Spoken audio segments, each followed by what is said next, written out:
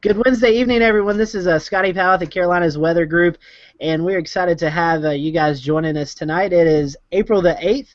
Hard to believe that we're already into the second week of April, and as you joined us last week, you know this is Severe Weather Month for the Carolinas Weather Group. Last week we kind of talked about Severe Weather 101 with Brad Panovich and Grant Gilmore and Damon Lane, who had to actually leave us because of severe weather out in the Midwest, and it looks like severe weather is the big story again out in the Midwest, but thankfully we got Jared Geyer, who is actually in the Storm Prediction Center in Norman, Oklahoma. We kind of got him away for a little bit to go through our show and talk about what exactly they do and those watches and warnings that we receive. It all stems from the Storm Prediction Center. So we're going to get a little bit into that. We also have Garrett Biedenbaugh from Jacksonville, Florida with WJAX. The CBS affiliate, and WFOX, the Fox affiliate in Jacksonville, Florida. And Garrett's been with us a few times, I believe, and he's going to kind of talk about the media side of it, how the National Weather Service and the local media outlets communicate to give you the watches and warnings. So with that, a few housekeeping rules. This is a live podcast, and we also have a Q&A session. So if you're watching and you want to ask a question to one of our guests, please feel free to ask the question, and we will incorporate it into our broadcast.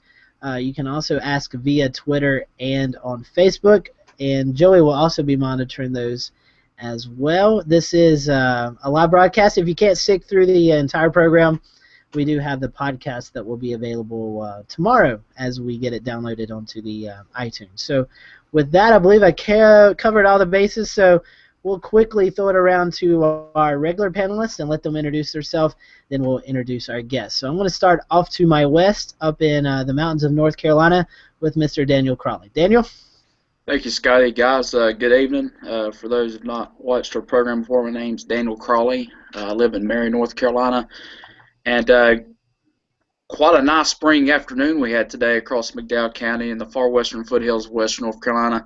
I had a high of about 84 degrees, and first time this year that we've had that and a touch of humidity in the air, and spring has really kicked in big time. The flowers and trees are blooming around this part of the country, and the grass is growing, and the pollen's going wild. So it's spring is here, and who knows, we may get some severe weather coming up the next couple of days across the southern Appalachian region. Yes, Daniel, I can attest to those allergies. The pollen is horrible. I know we got a little bit of rain yesterday, and in the puddles you could see yellow pollen. So it is quite terrible out here. So, Daniel, thanks for that. And I'm going to toss it just to our east in the Piedmont of North Carolina with Catawba County's own Joey Mosteller. Joey? Thanks, Scotty. And again, I apologize if my audio breaks in and out. I'm on a very, very limited bandwidth this evening. That's why you don't see my video. You get to see my famous picture that everybody always seems to love. So, story behind the picture. A friend of mine was taking a picture. She said, "Aren't you supposed to stick your butt out when you ride these things?" And I was like, "Yeah, that's what you do." So that's where the picture came from. Anyway, but I am sitting outside on my porch to be able to get a better connection. So you probably hear birds chirping, the air conditioner running, and me swatting at the bees. But So also housekeeping thing with the bandwidth issues on social media tonight, because sometimes when I go to try to load those, it crashes my connection. But anyway, long story short, we did have a little bit of weather here the other day. Nothing major. Saw rain. I didn't even hear a clap of thunder here. My storm deprivation syndrome has really kicked in strong at this point, so hopefully we can break that tomorrow or Friday. But with that, I will pass it on down to our newest panel member, and I'll let Kit introduce himself to the people who hasn't already met him. Had to unmute. Well, hello everyone watching. I am Kit Cloninger. I am a sophomore meteorology major here at University of North Carolina at Charlotte. I just joined last week. A friend of mine joined a couple weeks ago. He's not with us tonight, so he might join later. But I've liked weather for a long time, and like Joey was saying on his storm deprivation,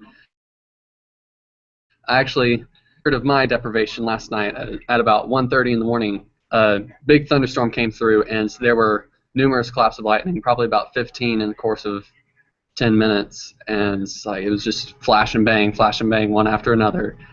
And I sent a message to one of my professors, told him I saw a bunch of lightning last night. He said, pictures or it didn't happen. But he actually lives in the same area as me, so he was watching them as well. But I guess I'm going to kick it back to Scotty to introduce our other guests this evening. Yeah, thanks, Kit. And we brought Kit in, as many of you guys know. Ricky Matthews is graduating from UNCC, and he will be taking over the weekend meteorologist job at WCYB up in the Tri-Cities area, Bristol, Virginia. He's still going to be on the panel, but we had to have someone back in Charlotte, so that's why we have Kit with us, and we're happy to have him. And hopefully through the next year or so, he'll be able to have some great networking opportunities, and when it's his time to find a job, he will hopefully have some connections to talk to. But anyways, we'll go off to our guest. Our first guest is Mr. Garrett Biedenbaugh. He is actually a graduate of UNC Charlotte, and he is now stationed in Jacksonville, Florida. Garrett, how are you doing, man? Hey, doing good. 87 degrees today here in Jacksonville. We had some people reach the lower 90s in our viewing area in Waycross, Georgia. Pretty hot up there, 91, 92 degrees today. We'll expect that tomorrow.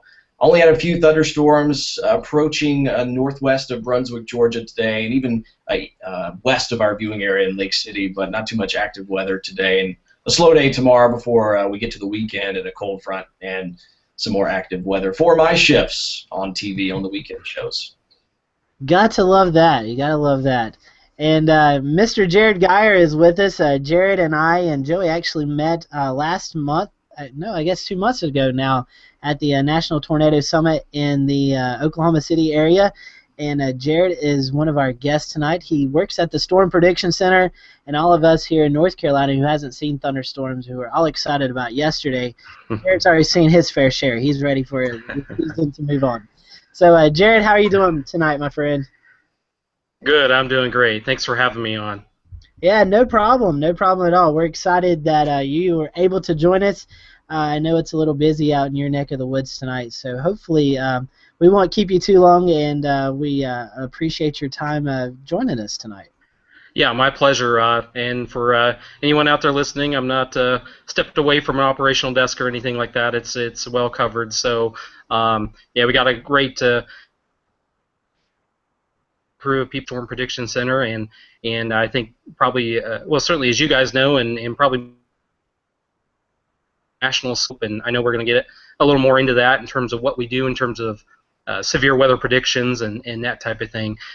So glad to have the opportunity to chat with you guys tonight, and certainly interesting given the we started the year off awful quiet, but have certainly ramped up here over the last week or two, and looks like we'll continue to do so. Yeah, it looks like we're entering a active part of the year, severe weather season-wise. And for those, I'm excited that you're joining tonight. Jared gave us a presentation while we were at the summit. He did a great job talking about just all what happens at the SPC and all the stuff that that we see with the categories and the risk and how we go about issuing watches and stuff like that. So, Jared, I'm going to open up the show tonight with this first question. Kind of give us a day-to-day look about what you do there at the SPC, what all things that you take into place to make your forecast. And then, Garrett, I'm going to give it to you, and kind of on a much smaller level for your viewing area, what do you look at when you're trying to formulate a forecast with the possibility of some severe weather? Jared, I'll let you go first. Okay, sorry, I may have, I think some of that cut out, so I only got parts of the question, but I think you were mainly asking me to talk about the process of what we do here at the SPC. Is that correct? That's correct. Yeah, just okay. What happens when you come into the office and severe weather is imminent in the next few days? Yeah. Well, I'll start off by giving everyone kind of an overview of the SPC, and certainly we appreciate opportunities like this because we are a national center. We don't have quite the same one in with our core customers or a lot of people that are seeing our products are, in many respects, our customers in a very direct one-on-one sense are actually the local forecast offices, and there are 120 plus of those across the country within the National Weather Service. To give again, I imagine most of your listeners probably have a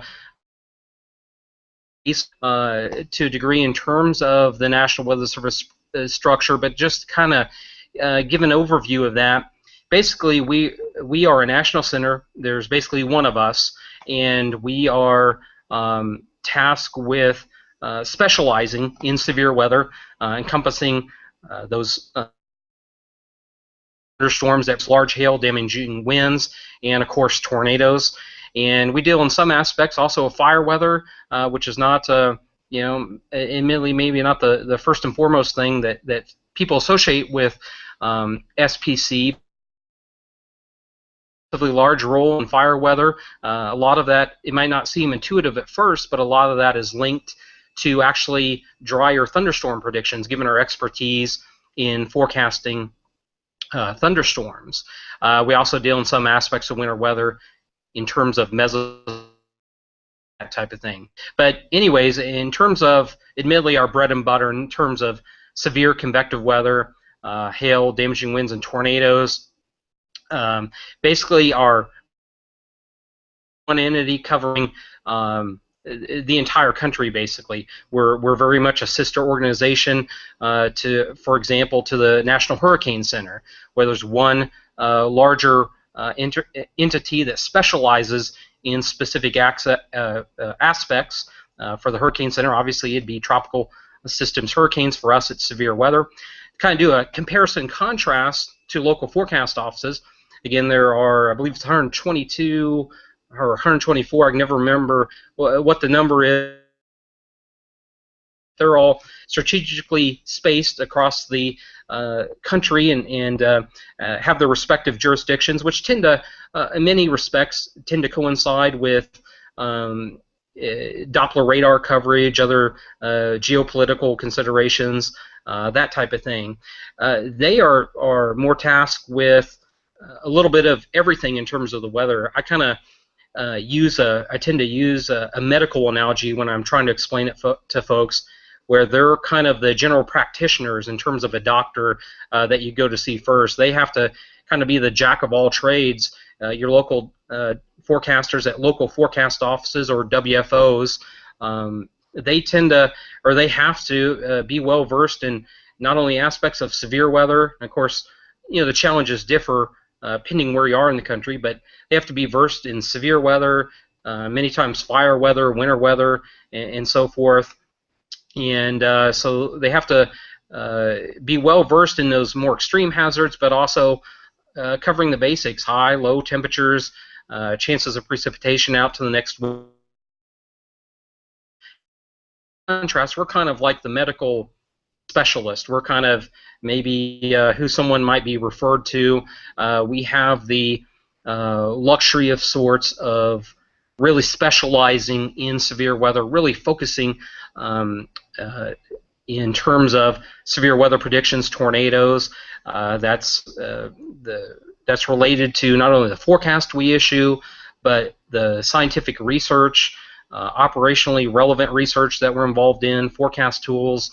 You can see a lot of that shows up on our website. If folks visit the Storm Prediction Center website, you can see a lot of the forecast tools and information that we make out there to a broad audience spanning, well, media folks, emergency managers, local forecast offices, weather enthusiasts, chasers, what have you. And so we have a staff here that runs, it's right around 35 or so, give or take, in terms of a total staff. The core set of forecasters, the main forecasters, let's see, quickly doing the math in my head, it's about 22, I guess, is the core number of forecasters. We have 4 to sometimes 5 forecasters on at a given time, and each person, 4 to 5, has their own distinct duties.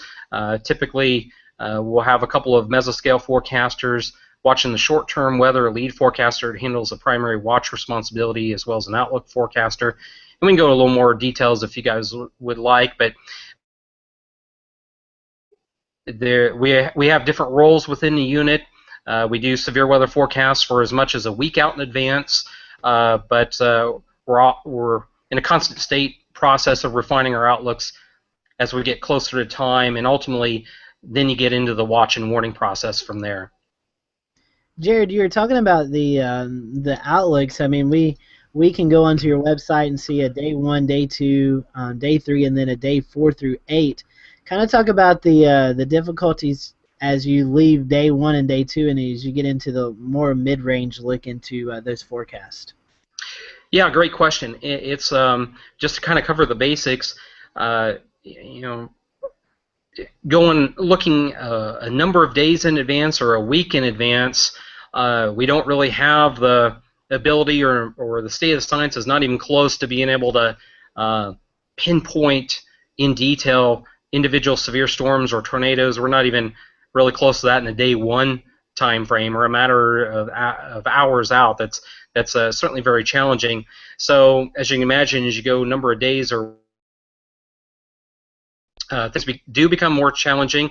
Predictability, especially in the realm of what we do within the science, severe convective storms are inherently largely mesoscale influenced, and those things are just, in many respects, next to impossible to figure out more in more predictable sorts of regimes. In terms of the time of the year, all things equal, we tend to maybe have a little more predictability. Numerical guidance is probably a little better during the, say, the early part of the year, the cool season into the first part of the spring, to kind of compare and contrast patterns. Larger scale and certainly mesoscale patterns tend to get very difficult to predict as you go later into the spring and summertime.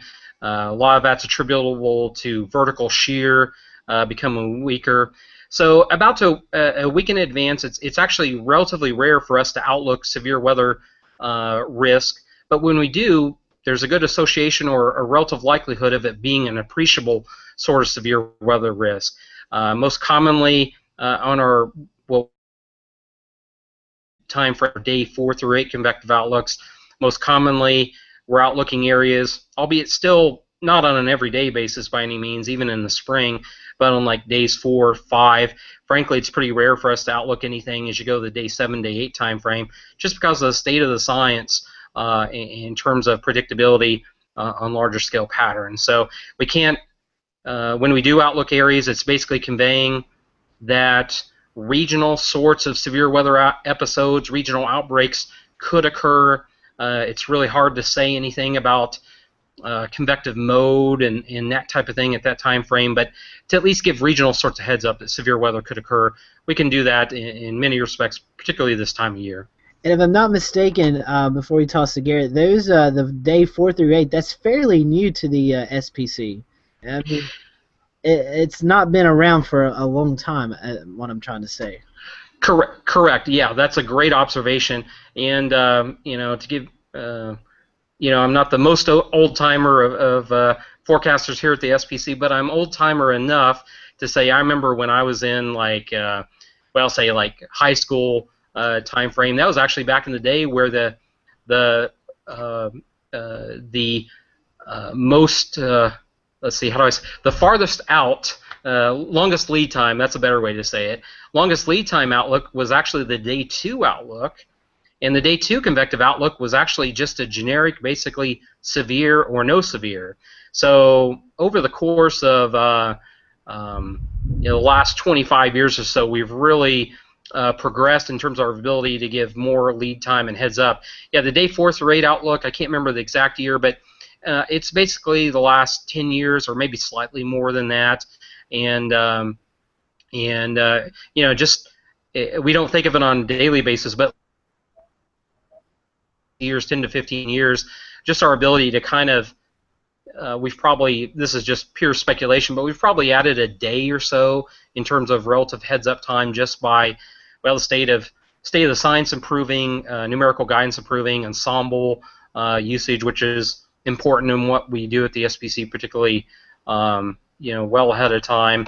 But yeah, that's a great point. That's one of the relatively newer products in the grand scheme of things in terms of the outlooks. I know when we see a day 4, day 5, day 6, and there's a 10 or 15%, that always gets our attention, because that, seeing that far out, that's a pretty good definition that there's going to be something lurking within the next week. And Garrett, I'm going to toss it to you now.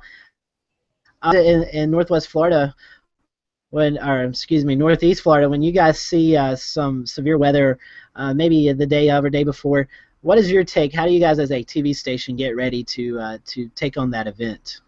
Well, to start off, when we see an outlook, depending on how many days out in advance is, and plus obviously we're already looking at the forecast models and et cetera, being meteorologists and stuff, where it kind of gives us a reassurance of, okay, that is what we're thinking, probably a little bit correct if the SPC is also doing that, and it gives us a chance to make sure our staffing is okay. If maybe the chief meteorologist is on vacation, does he need to reconsider?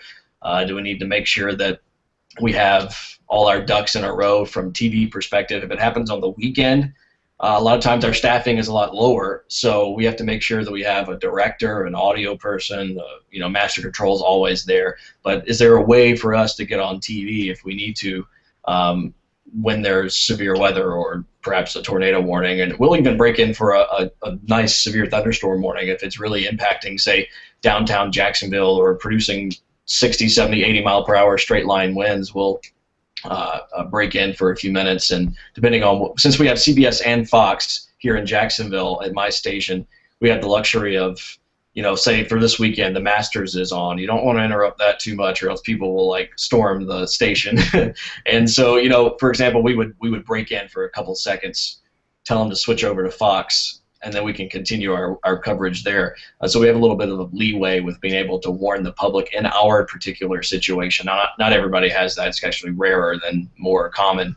But the SPC definitely is a great resource that I use often and daily. I look at the weather balloon soundings from the SPC website. We look at the mesoscale analysis and see what's going on throughout the day. And of course the outlooks that we can it's actually something graphically that we can show everyone else in the newsroom, and even on TV now that we can import that into our WSI weather graphics, WSI Max. We can show that on TV to give people a little bit of a heads up to what's going on, and it just automatically imports, and it's pretty easy, especially when they change it, or let's say an upgrade to a moderate risk like today. It automatically pipes in there, and it's kind of a new thing, a new development that we can broadcast to heighten people's awareness to a certain severe weather risk. So the SPC is a vital, and obviously the watches, those come down from you guys at SPC, so that's vital, and we try to get that on and out of social media as soon as possible. And even on TV, depending on what kind of watch it is. Daniel, I'm going to toss it to you. I know you had a comment/question about this topic. Yeah, he kind of touched a little bit there, Scotty, a minute ago. When you look at the SPC's forecast, especially say in that day 3, 4, 5 time frame, and you see 15%, it's a big deal. At least to us who follow weather a lot, we know that's a big deal. But to the average person, they may just look at the number and say 15%. It ain't going to be much. Is there some kind of standard method that you use at the SPC? Is there only a certain high percentage you would go on a day 4, day 5, or how's that work? It's in terms of, like a lot of issues, whether we're talking about warnings or convective outlooks, we're very conscious of it's that relationship of the probability of detection versus false alarm.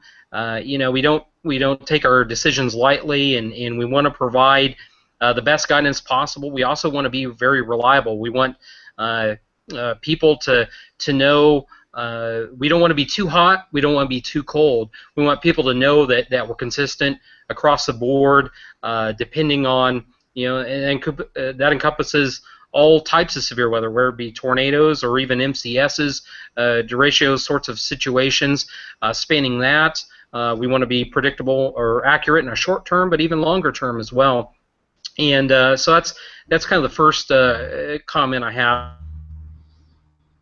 It's one of those things we're factoring in a wealth of information. We're keeping lots of factors, everything from underlying climate back of our head. I wouldn't say or necessarily change up our message, but we're at least aware in the back of our minds, say the first season in a particular region. We're mindful of that, and again, it's not necessarily that we're changing the message or anything, but it's somewhere in the back of our mind, and we know in terms of public awareness, that type of thing, that and again, it's not changing.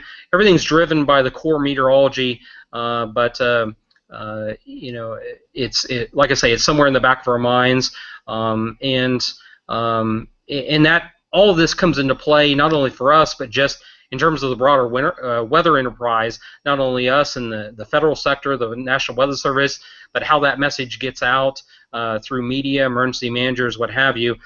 We know that since it's not a forecast, it's not the information that we're putting out, but there's a whole spectrum of how that or relationship of how that information gets conveyed, and that's certainly something the Weather Service is a lot more cognizant of over the last 5 to 10 years. Is not only the formulation of the forecast, but how the information is conveyed and received to our recipients.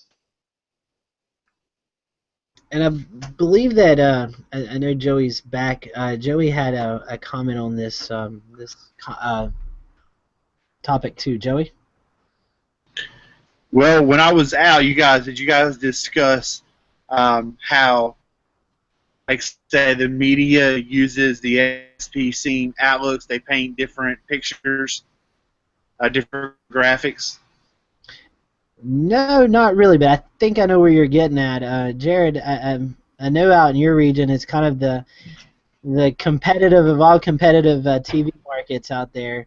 I believe what Joey's referring to is a lot of the different stations out in Oklahoma City, even though with your product, they kind of went out on their own and made their own products.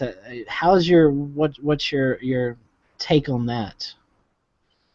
My take on that, I think you're breaking up. I can't. No, I'm just.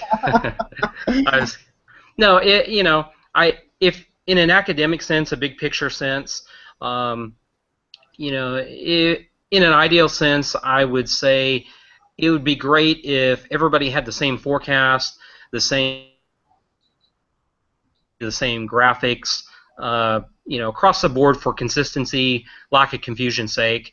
I think that would be great, and maybe that's the ideal. I also realize that that's probably, a bit utopia, I guess. That's not the reality. Certainly, says that we certainly don't have any monopoly on the weather enterprise and how our information or just severe risk in general. Now, the way we try to approach it is we try to do our best to be internally consistent, both in the meteorology, but how the information. Let's face it. Even our group, as experienced as we are, it's sometimes still come down to individual. A lot of people say that weather forecasting, especially severe weather, there's a bit of there's certainly a large part of it's science, but maybe a bit of art to it in terms of the forecast. So none of the forecasts, or it's very rare for forecasts to be quote perfect of sorts. So we just try to be consistent, influence where we can. I mentioned the reliability earlier. We think the better we are, the more reliable, dependable we are, the actually maybe more directly using our stuff or being influenced by us in the terminology, the tone of the outlooks, that type of thing.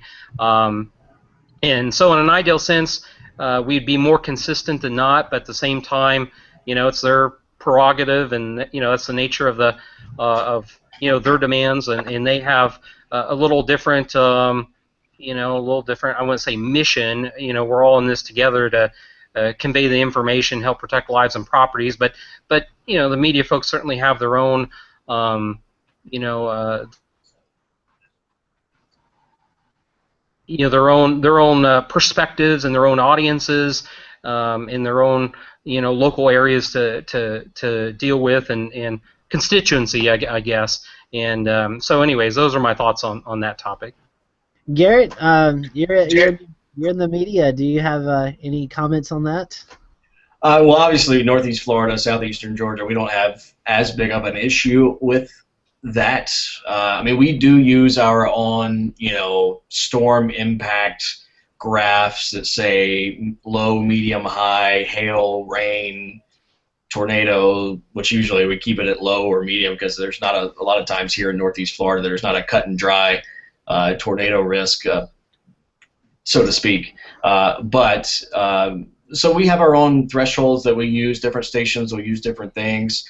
Some of that has to do with, hey, I think that's the way it is. I'm forecasting. That's what I'm supposed to do. I'm forecasting something. But, generally we use the SPC outlooks on air when we're drawing an area or showing an area that could potentially experience severe weather. We usually use those, because it's already drawn for us and it pretty much lines up with our thinking anyway. Now, sometimes maybe, just to be honest, sometimes we're like, oh, why is that a slight risk, or why is that not a slight risk? And we're sitting there, obviously there's probably a good reason for it, and then we have to kind of think about, well, why did the guys at SPC do that, who are much more experienced about severe weather in the southern plains and stuff like that.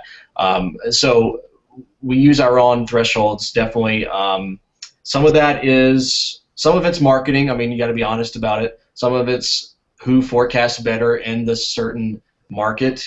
For example, you can make or break your whole career, say for maybe hurricanes here in this market. Is it going to make landfall? Where is it going to make landfall? How high are the wind speeds going to be? Stuff like that. If you make your own forecast, then sometimes you can be right, and it really makes your career and makes people trust your station better than others. And that's just the God's honest truth about media. But we like to have a consistent of a message as we can, because obviously that benefits the better whole area of meteorology and communication. We're trying to always think about different ways to communicate a certain risk. Now, we'll say the Storm Prediction Center has issued a tornado watch. The Storm Prediction Center has outlined us in a slight risk for today. Here's the tornado risk for today. Here's the hail risk for today. Again, it's Northeast Florida and Southeastern Georgia, so it's not, Oklahoma City where they're doing the particular question was about. And I've seen what you're talking about and I kind of get the gist of it. But we definitely use some of our own stuff because, what else is the TV station paying us for? They want us to forecast. But knowing that the people at higher levels do kind of know a lot more, especially experience-wise too sometimes. So you have to kind of lean to that as well. It's a very, very good talk about that. And I know the weather prize in general has a lot of turmoil taking place right now from the private sector and the public sector, and it's a free-for-all. And sometimes, as Joey said last week, we forget to focus on the people who are actually doing this for us. So, Jared, I want to kind of bring this question to you. It wasn't on my list, but you guys don't just forecast for the plains. You forecast for the entire United States. How difficult is that? Severe weather in the Midwest is totally different than severe weather here in the Carolinas and up in the Northeast and vice versa. How difficult is that for you guys to kind of take in all the nuances of the different areas? Yeah, great question. Before I answer that, let me come back to one other thought in terms of the warning message, watch warning, outlook sort of question in terms of variability. I will say that, and this is a broader answer, there have been a number of markets around the country. Just I know closer to home here, I know the Dallas-Fort Worth area, the Kansas City area, but there's been others around the country. Actually, there was one in Sioux Falls, but this notion of IWTs, integrated warning team, and actually another one in Omaha that I remember a few years ago in the central U.S. But it's this notion of getting everyone together, media folks, local forecast offices, sometimes maybe we even participate from the Storm Prediction Center level, but getting all the media folks together, that's been really successful endeavors. Again, the Weather Service tends to integrate teams, but a chance to kind of get everybody in the room and kind of talk about some of these issues and try to get people on the same page where possible. I don't know all the details, but I know in the Kansas City area, if I remember correctly, they were able to kind of sync up what colors people were using on to convey information, not only in web platforms, but also like on. So there's been successes in terms of kind of getting everybody on the same page. Doesn't mean that you're not going to have different takes on scenarios and that type of thing, but having consistency where we can. So that's been a great success over the last 5, maybe 10 years, these integrated warning teams at different markets or locations around the country. But getting back to your most recent question, in terms of the variability in terms of prediction across the country, I'll give you an example. I was just doing outlooks most recently Monday evening, I guess, and so had to look at Monday evening ahead of Tuesday, had to look at I was inheriting severe weather probabilities for the interior valley of California, Sacramento Valley. So the interior valley of California, basically inland moving upper low, and wasn't the optimal timing in terms of their severe weather scenarios and lots of cloud cover. And for them, when they get severe weather, sometimes it's only dew points maybe in the lower mid-40s or so with these low-top thunderstorms. So, for example, I was dealing with a situation with that, but then also, say, the dry line across the south central plains into the Missouri Valley. How many storms were there going to be? Well, were storms going to develop? How many would there be? It's one of those things of if storms go across the vicinity of the dry line, shear was easily supportive of supercells and Cape, generally, pretty strong Cape, couple thousand, maybe 2,000 to 4,000, mixed layer Cape in vicinity of the dry line, and then there were even storms. I think, as you guys mentioned earlier, that got over your way into the Carolinas, and I believe there were some reports as far southeast as maybe parts of South Carolina. So, working here long enough, you kind of regime. You certainly have to factor in a whole wealth of information. Certainly, in a very basic sense, climatology comes into play. We have a good. It's always in the back of our mind somewhere in terms of what's typical. That's not to say you're just solely driven by climatology. You have to. It is normal, so to speak, for the atmosphere to do non-normal things. So you have to respect the variability, the extreme situations, that type of thing. So, but in terms of predictability across grasp of terrain, good thing the mountains don't move, whether it be the Rockies or even the Appalachians, but certainly they have smaller influences on the patterns in terms of, say, setting, lee trough sorts of situations, as you guys see in the Carolinas, and so really the experience helps. It takes a number of years to really get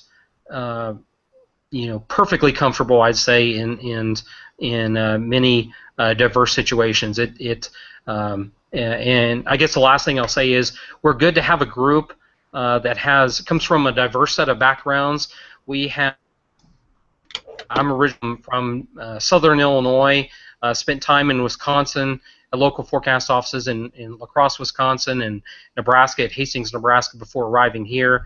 But where people grew up or former offices, it's just if I had a map of it, you'd see a pretty diverse set, especially east of the Rockies, where people have backgrounds. So we're able to share that knowledge, that information, and of course, working here is great on-the-job training. You learn pretty quick. You get fooled enough, and see so much severe weather. You really get more of a feel for things as time goes on. That's a very good description of that. It's hard to believe, you're forecasting severe weather from California to Oklahoma and then to South Carolina. I mean, just such diverse areas. Yeah. What we're going to go into next, and I guess going to kind of be the main part of the show and kind of wrap it up because I know you guys are busy. Let's talk about the categories, the marginal, slight, enhanced, and then let's talk about how that goes from the categories into issuing a severe thunderstorm watch or a tornado watch. So maybe, Jared, if you want to kind of go through the category list and what each of those mean. I know there's been a lot of confusion. How can we kind of dilute that into what each step means, and then how you take that into issuing the watches? Great, yeah. So again, we touched earlier, we're starting out a week in advance sometimes in just terms of real general heads up. Again, not detailing anything close to individual storms, tornadoes, or anything like that, but just telling folks in regional areas, for example, maybe parts of the southeast, that type of thing, a week in advance. We're not going to draw a finite bullseye across, say, the middle part of North Carolina a week out in advance. We're going to tend to cover a broader area and address the variability and just kind of provide a general heads up. That severe weather is subject to refinement. So you get into you go from there, and gradually as each day goes on, we're getting a little more confidence, able to provide a little more detail, typically in terms of what may happen. By the time you get into the day 2, day 3, and day 1 time frame, that's when we get into much more detailed categories. Basically, the way we do the forecast here, we do the forecast based on the underlying probability. So if folks go to our website or maybe the information, social media, web channels, media, directly on TV, what have you, sometimes people may get exposed to the underlying probabilities. For day 2 and day 3, it's a combined severe weather probability, where it's basically all severe weather hazards grouped into one in terms of one singular probability set. Into day 1, we're detailing individual risk of tornadoes, hail, damaging winds, and we're actually doing the forecast, coming up with those probabilities, and then those probabilities are converted to the more legacy, the more recognizable, in a direct sense, I'd say, to the categorical convective outlook, as we call it.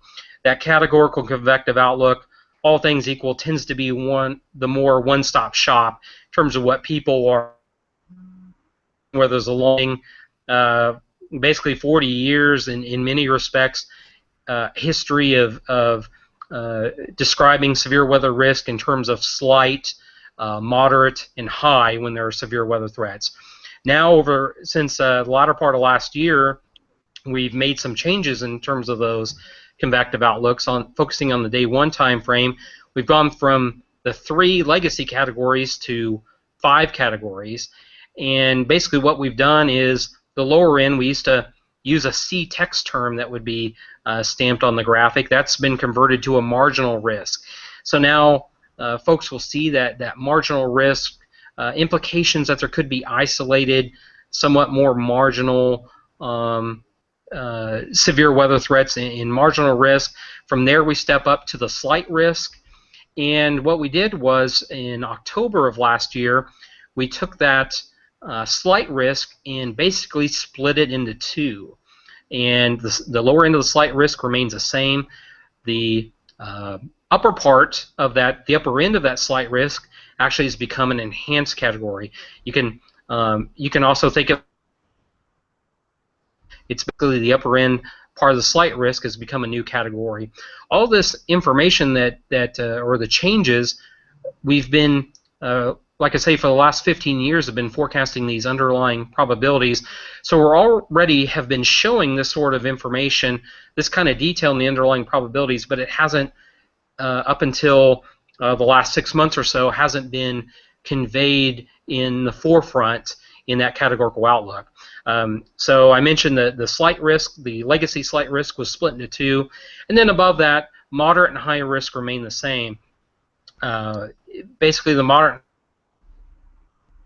have a standing understanding. They've been around for a long time, so it's that notion of not wanting to, even though we did some tweaks to the convective outlooks, it's that notion of not wanting to throw the baby out with the bathwater, so to speak, preserving that moderate and high risk, because they seem, best we can tell, to have a relatively solid understanding and basis, and they've been around a long time. So from the outlooks, from there you get into the individual watches. In short, on the watches, basically we're wanting to have, we're issuing watches, I should say, first and foremost, for more organized severe weather. If you get, certainly you guys in the southeast have your share of pulse type episodes, mainly tricky for us because, to take it to an extreme, it's one of those notions, do you put a watch out for every day, a severe thunderstorm watch?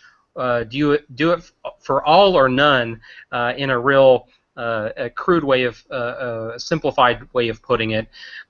So we tend to reserve watches for the more organized systems where implications of longer sustained sorts of severe weather, broader impacts of severe weather. Ideally, we're shooting for at least an hour of lead time in terms of severe thunderstorm watches, tornado watches, 2 hours of lead time, all things equal. And then on higher end days, consistent with moderate and high risk, we're actually trying to get, we try to get longer lead time. We want to get the message out there well in advance, allow weather forecast offices, media folks, private people, emergency managers, all sorts to get that weather information out there in advance. So on the particularly dangerous sorts of situations, when those sort of watches might be issued, we might even have more than a couple hours lead time to really try and give people a heads up. I think Kit has a question about the process of issuing those watches. Mm-hmm. Right. So thanks, Scotty. When you are forecasting a severe thunderstorm watch or warning, like sometimes on maps they'll show the box like over the storm and ahead of where it's progressing. So my question is, how do you figure out how to draw it and how it ends up being more of a spread instead of a direct line? Sorry, I missed the middle part of that. Or are you talking about the warnings or the actual watches? Like, I'm talking about the polygons that are drawn with, like, on a map with the storm and then showing where it's going. Yeah. So, in terms of just addressing polygons in general, just kind of insight on the legacy part of kind of the history related to watches, and then I'll come back to warnings in a second. The watches used to be just a broad parallelogram. When I first got in the Weather Service about 16 years ago, late 90s, it was a parallelogram, and that was the official watch. It was basically just the parallelogram shape, and then it was up to the local forecast offices to kind of refine that, determine whether a county is in or out. In what we call the watch by county era within the Weather Service, that changed more than 10 years ago, I guess closer to the 15-year ago time frame. Basically, the process changed where the counties are the official part of the watch. We still issue a watch parallelogram. There are still users.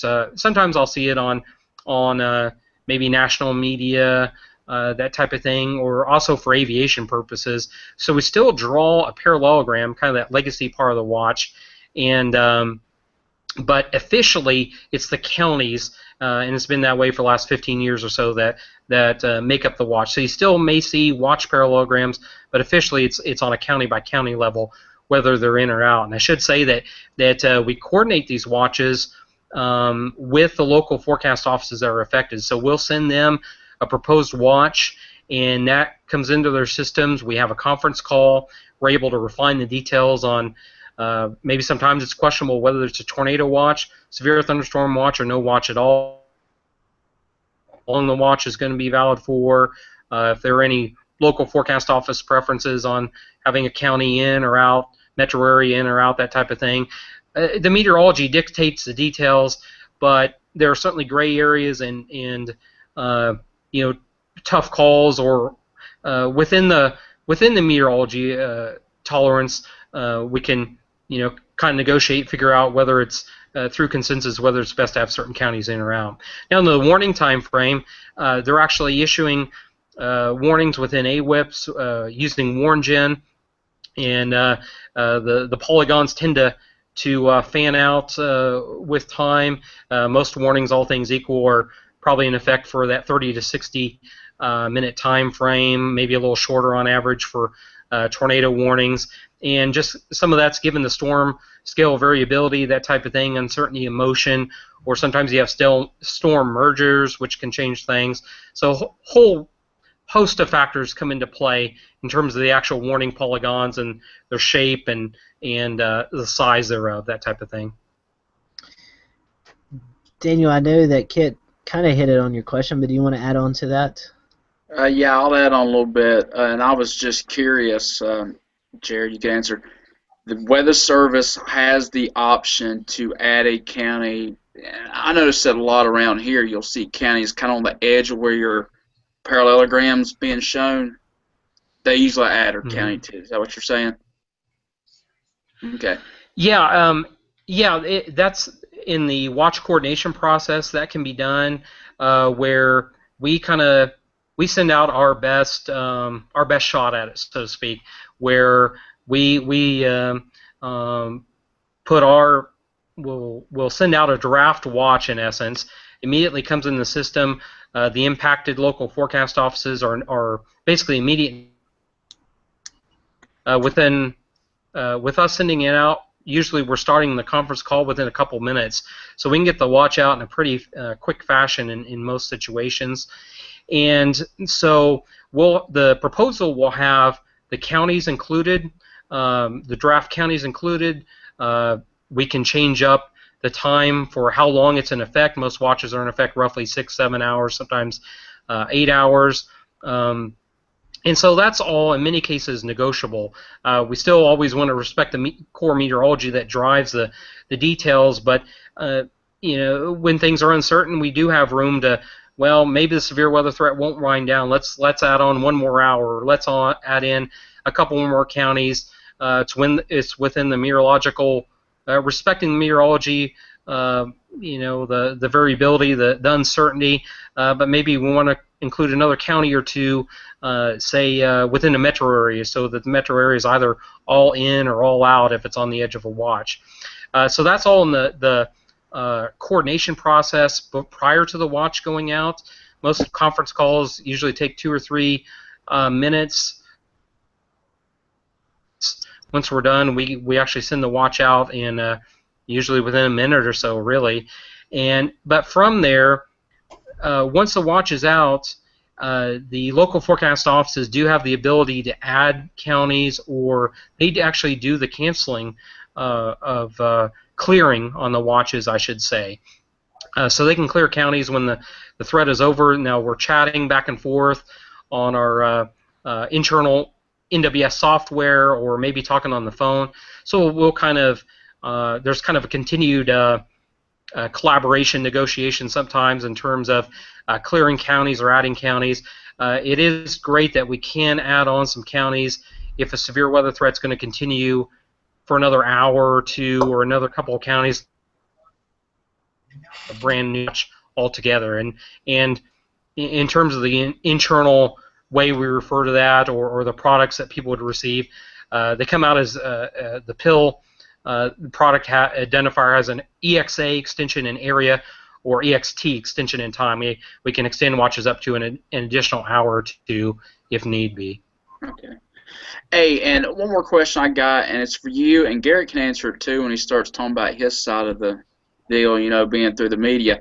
Something I've always noticed since we've went to the warning polygons, and I think more of your summertime pulse storms where you don't have any real rhyme or reason within the weather pattern, you'll have overlapping polygons, it seems like. Is there ever, do you think that ever creates some confusion as far as having, say, the northern and the western end of a county might be overlapped on two warning polygons, and what you'll have is like one of them will be issued to, say, 3:30 in the afternoon, and then the other one's issued to 4 o'clock, and you just have two different warnings, and it just seems like there's confusion sometimes. Do you guys ever see that? Is that one for me? Well, Garrett, you on the TV side, and if Jared wants to comment too on that, that's be good. Yeah, for us, sometimes, yeah, if we're wall to wall, continuous coverage of, say, a tornado warning, and there's multiple warnings coming out for a line or for one particular thunderstorm, I'll be honest, it's hard to keep up with what time they expire or which county may be just slightly in it. But now we have a good thing with our weather software called on WSI. It's called Watch Warning Auto Query, and we can set it up where if, say, the National Weather Service or the Storm Prediction Center issues a watch or a warning, we can have a defined area on our software on, say, like the radar or something like that, that it pops up the information with which cities or which counties, and we can retrofit it to however we want it to and for how long until it expires. So we can do that, and so that way we would be able to shift our area and see for each polygon how long it is in for effect. But again, that is kind of hard sometimes when they begin to overlap and say, the next warning is for probably the greatest threat. Maybe the other one is just now ending, or the storm's beginning to enter a new area. It's hard to keep up with that, and it's one of those things you just have to kind of remind yourself in continuous coverage to check and make sure you're saying the right thing. And communicating the correct information out there. But the software these days has made it a lot easier, and that with National Weather Service chat that we can continually monitor and ask questions if we need to. And so that's a good thing that we really enjoy using for us on TV. And Jared, I'm sorry, Garrett, Jared was talking about the categories and issuing the watches. How do you guys convey that information to the public? Do you guys actually say there's an enhanced risk or a marginal risk, or do you kind of just, I've seen some stations even do categories. This is like a category 1 day or a category 2 day. How do you guys go about producing that information to your followers? And then when your area, say Jacksonville proper, gets a tornado watch or a severe thunderstorm watch, what all kind of action do you guys do there at WJX? So for the categories, we generally probably wouldn't show the map for a marginal risk, just because that's just going to be a isolated kind of thunderstorm. We have kind of compact time allotments that we got to really, every slide's got to earn its spot in your broadcast, and so that would be more of a social media kind of thing, maybe tweeting out with our graphics package the Storm Prediction Center's outline for a marginal risk, and then putting on the map marginal or isolated thread, and then the slight risks, we have it on our legends for the SPC category graphics. We have the SPC terms. We have marginal, we have slight. I know a lot of stations, some stations don't. Sometimes I have a hard time with saying there's a slight chance of severe weather just from the mechanics of the word. I know that's been a kind of a debate, but we'll still put it on the graphics just to be consistent with the overall message across the nation. But we'll say we would use the word enhanced, we would use the word moderate, we would use the word high, because those are kind of more intuitive as to what they mean. The only one I really don't like to say, or when I'm typing it on social media, I kind of think to myself, what other word should I use other than slight? Just a personal preference. But we would show probably a slight one and up. And then we'd also show the tornado risk or the hail risk if it's significant for our area, that we believe that it really needs to be shown. And again, it'll probably go out on social media. Now, when a watch or a warning is issued, we will immediately, obviously, put it out on social media. If it's a tornado watch, depending on what's happening that day, we may break in real quick just to let everybody know and then get back out or tell them to follow us on social media. Severe thunderstorm watch depends on what kind of severe weather we're anticipating. If it's probably going to impact the metro area, the larger population areas, that would warrant breaking in on TV. Depending on what we have showing on TV. If we're showing a rerun, it's a lot easier to break in management-wise, sales-wise, blah, blah, blah, all that stuff. But definitely we put it on our website. Anything that if the Storm Prediction Center were to issue a watch, I mean, we go with it. I mean, you can't really debate. It's not good to debate whether it's valid or not. You put it up on the website and say, here, we got a severe thunderstorm watch, we got a tornado watch, conditions are favorable, blah, blah, blah. And so that's the way we kind of treat it. So yeah, we pretty much use the watches, obviously. I mean, I don't know anybody that really doesn't. So yeah, we enjoy those. That's good stuff. And Jared, I'm going to toss this to you. As Garrett was talking about it, so sometimes the categories and stuff, a lot of people use different stuff. Do you think the SPC will ever consider maybe taking away the wording and maybe do a color system, a number system, or do you think it's going to be constricted to the wording? I mean, you may not know that answer, but just a hypothetical question. That's a great question. One thing we know, being a forecaster or being a part of the federal government, federal forecaster as part of the National Weather Service, one thing I've learned is it's very hard to take stuff away because it's been long said that the public the users are not a monolith. So just when you think that quote everybody is saying something, there's a certain number of people that may be very hardwired to a legacy product or terminology and that type of thing. So it's very hard to just completely take away something. The words that we use in terms of the categories, they are challenged. There are no perfect words, and so it's trying to do our best to convey the information, and maybe sometimes things are made a little too much of the categories.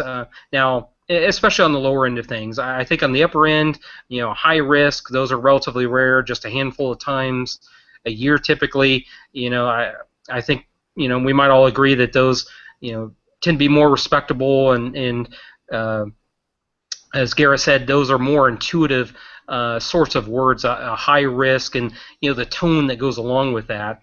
In the grand scheme, I think we're really trying to just convey to people, is this a lower end day? Lower end day doesn't mean that you can't have severe weather, but there's certainly the vast majority of the time we have a pretty good idea in terms of general coverage and intensity. And on the upper end, obviously the higher risk outbreak type of scenarios, convey people, communicate that best we can, just the general notions of the risk and notions of severe weather in terms of coverage and intensity. We have added, so in contrast to the taking away, we have added numbers to our outlook scale. So if people go to the convective outlooks, you'll now see numbers on there. There's a 1 through 5 scale, 1 on the lower end being slight, and 5 on the high risk. And again, just for the sake of a clear message on my part, it's important for people to know that even though it's a 1 through 5, it's obviously not an equal distribution. Risk, the number 5 as labeled now, is very rare, just a handful of times a year. Most commonly, it's the lower end, an equal distribution of severe weather risk in a given year and across a given part of the country. We have paid extra attention. We've tried to kind of polish those, make those more intuitive. We've worked with social scientists, have gotten their input best we can, and various survey efforts and interactions, like I say, with social scientists to really try and make our best effort, put our best foot forward. So we have added numbers, the colors. we have more consistency in that. And I guess the bottom line of my answer is I think it takes all kinds to really. It's hard to satisfy. Like I say, it's not one monolith set of users. There are a whole bunch of users out there that have different demands, different perspectives, different ways of conveying that information. It's conveying the information graphically on TV is admittedly different from and doing it maybe word stuff differently if they're doing a radio spot, a radio weather hit, and conveying that information. And same thing for social media. It's quick hit. You think about the Twitter mentality.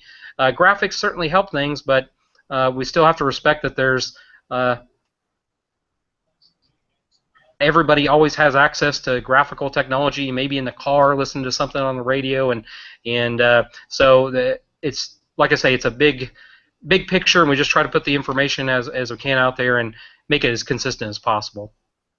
Well, I know we're closing past the 9 o'clock hour here. One more quick, not even really a question, just something I want to.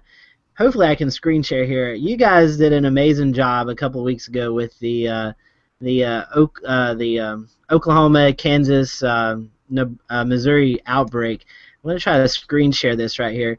This was the prediction you guys put out that morning. Can you guys see this? Yep. Yeah. Okay. All right. This is the prediction you guys put out that morning, and this was the verification. I know it's a little bit smaller, but I'm going to try to zoom in a little bit on this. But if you guys can see, you guys hit it right on. I mean, those are all the reports of the severe weather. And I just throw that up there because I think you guys did an outstanding job back on March the 25th. I mean, I don't know. I know a lot in the weather world. You guys, some people were kind of slammed, but I just want to say you guys did an amazing job with that forecast, and you really did hit it right on the head of where that severe weather initiated at. So props to you guys. I know some other people in the weather world are not as happy, but they'll get over it. But I just wanted to thank you, Jared, for coming on tonight and talking a little bit about the process of what you guys do and the countless hours that you guys all put in there at the Storm Prediction Center. We all commend you for that. Appreciate it. Thank you. And let me just say as a quick follow-up, we rarely have perfect predictions, and almost every day it's, one great thing about being a meteorologist, especially a severe storm weather meteorologist, severe storm forecaster, is you get humbled what seems like sometimes on a daily basis, especially in the spring and summer. And so just when you think you have things figured out, you quickly learn to proceed with caution. You don't get. You got to move on day to day. You don't want to get too low after a busted forecast. These things are going to happen.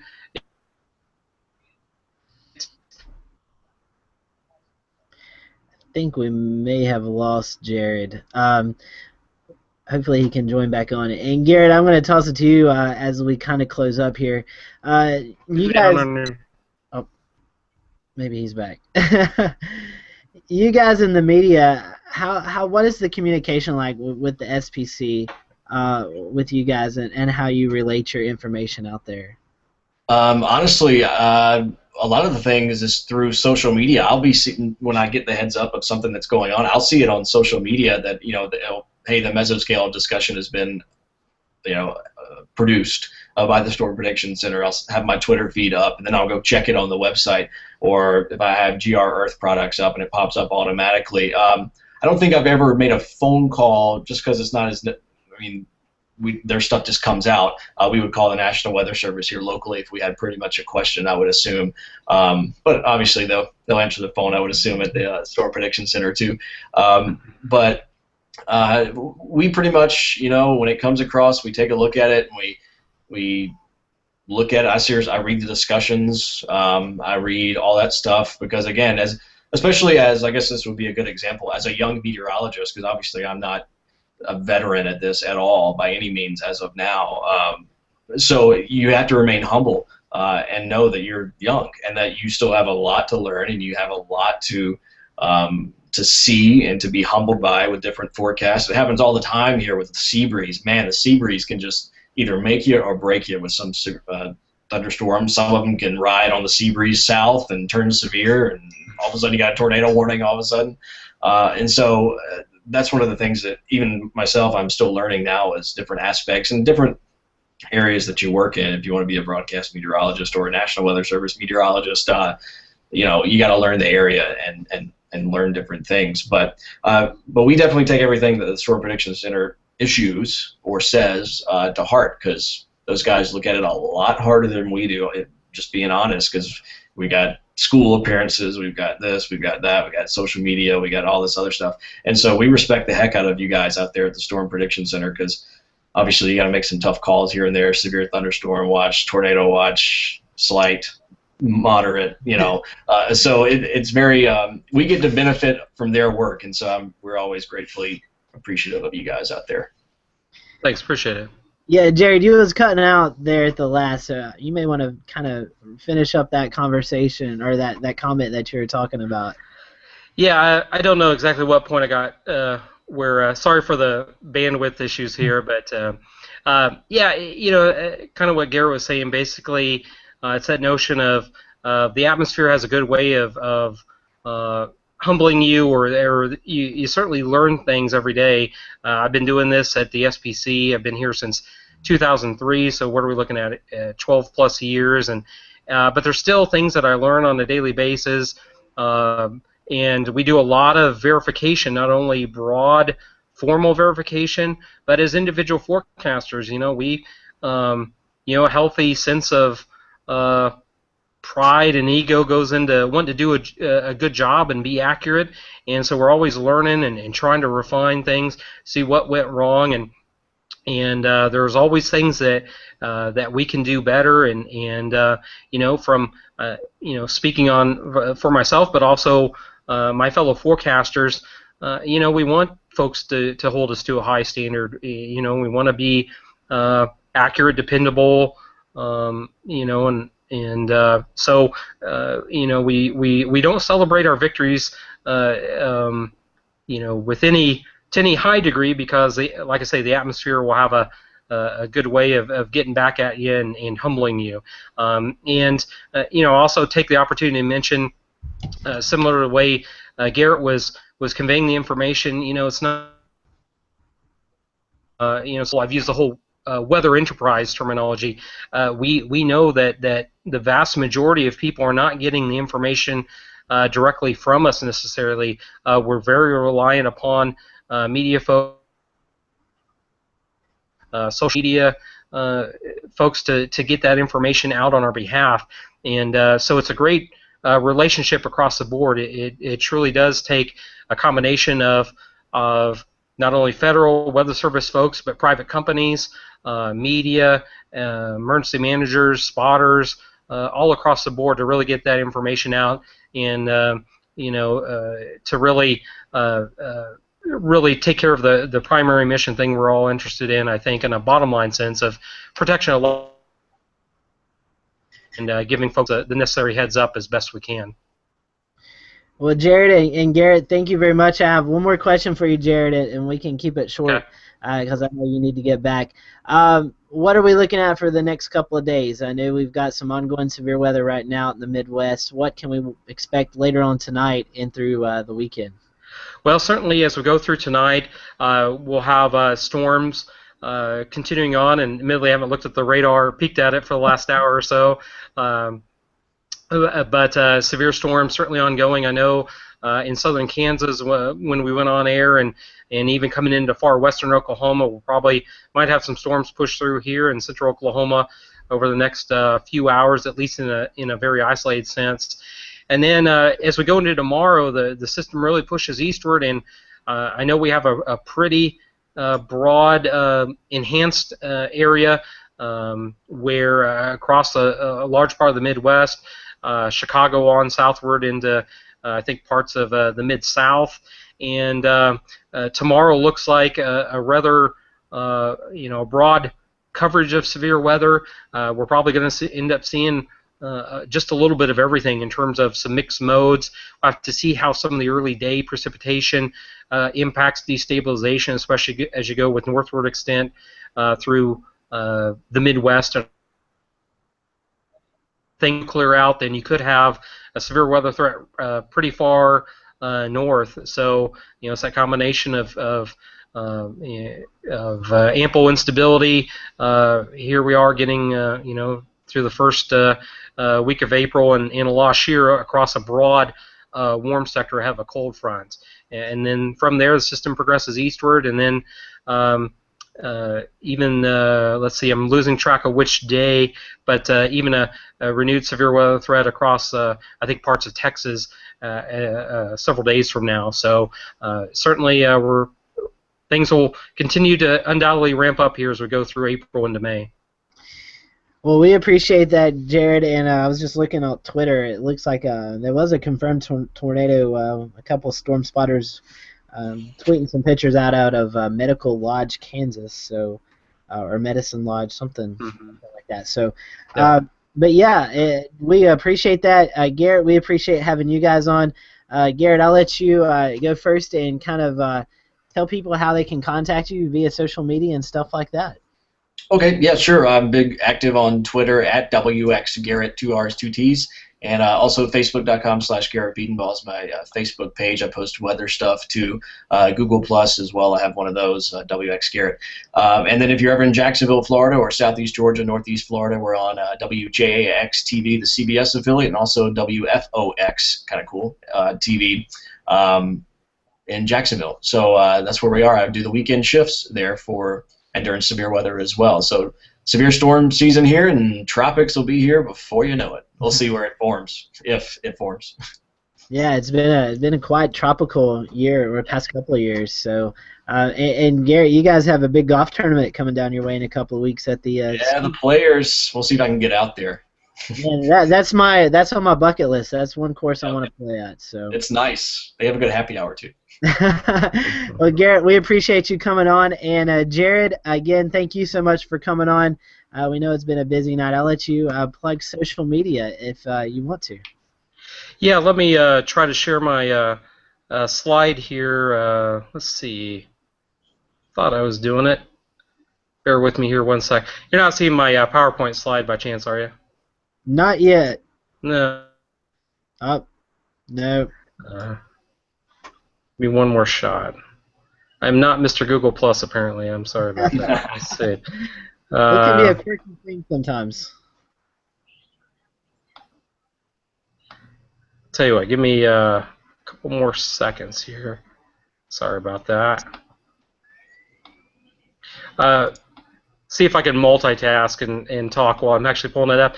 The SPC website is www.spc.noaa.gov, so people can go to the SPC website directly and see our information, and they can reach us that way. There are corresponding links for Facebook and Facebook and Twitter. And okay, now I think I've got it. Let me switch back here. Try this. Is that coming through as far as my slide? Yep, we got it. Oh, okay, great. There we go. So I don't misspeak. So again, you can see the URL for our website, spcnoaa.gov. There's a direct links. Basically, it's NWS. SPC for Facebook and Twitter. There's my email. It's also listed on Twitter. It's Jared Geyer, Jared. Just want to say thanks again for having me on. Certainly enjoyed it, and certainly look forward to we'll see how things unfold the rest of the spring. Definitely, and Jared is very active on Twitter. He's a great follow, and so is Garrett. Both of those guys very active on Twitter. So if you haven't already, go follow them. And Garrett, again, we appreciate you coming on last minute, I know, but we appreciate it. And hopefully we'll hurricane season, tropical season coming up soon. We'll have you back on and kind of give us a outlook for Northeast Florida. Looks good. All right, man. Appreciate it, Jared. Once again, thanks for coming on, and hopefully you'll come back on the show sometime. Yeah, great. Like I say, I certainly enjoyed it, and maybe, hopefully, we'll see you guys around. Maybe at the next Tornado Summit next year, if not before. So, thanks again, and have good weather there in the Carolinas. Thank you. We appreciate it. We're hoping to get out there in Oklahoma City for the NWA conference, and Oh, perfect. definitely that. And if not, we'll see you at the Tornado Summit. Great. Sounds good. Take care, All right, everybody. Jared. Thank you so much, Garrett. Thank you guys for coming on. Great show tonight, and hopefully we had a lot of viewers tonight. Just watching the count, we got past 40 live viewers at one time, so we appreciate that, and hopefully you guys learned something. Next week we are going to talk about the North Carolina outbreak back in 2011. We're going to have Gary Stevenson on from the Tom Warner channel, news channel in Raleigh, as well as the NBC affiliate in Raleigh with Wes Honstadt. He's going to be talking about the outbreak, and Stephen Paff from the National Weather Service in Wilmington will also be our guest with the outbreak of North Carolina a couple years ago. And then the following week we will have the super outbreak in Alabama with Mark Prater and Wes Wyatt from Birmingham, Alabama, and hopefully James Spann. James is kind of busy, but we may try to get him on. And then we end Severe Weather Month with Gary England. He's going to talk a little bit about tornadoes out in the Midwest. Gary's a great guy, and he's got tons of stories, so we're looking forward to having him on. And then Daniel, we're going to have our hurricane show at the end of May, I believe. Daniel's working with some of his contacts in Charleston, and I do believe Joey is trying to get Dr. John Scala on as well. So we're looking forward to that as hurricane season approaches. So, guys, anything else to add before we kind of sign off? No, not really. Just thank our guests for coming on tonight. Learned a lot of good information about the process that's done at the SPC and how that information is relayed down to the local media and the local weather service offices. Thank you guys for coming on. A lot of good information tonight. Thank you. Thank you. Yeah, we appreciate it. So thanks, guys, for watching the Carolinas Weather Group. As always, you can follow us on Twitter at Carolina Weather Group, Google Plus, and Facebook. Make sure that you download our latest podcast as it's available tomorrow. And go tweet Ricky and Joey and tell them where you at. Tell them where they are tonight. So for everyone else, thanks for watching tonight, and we'll see you next Wednesday. Have a great night.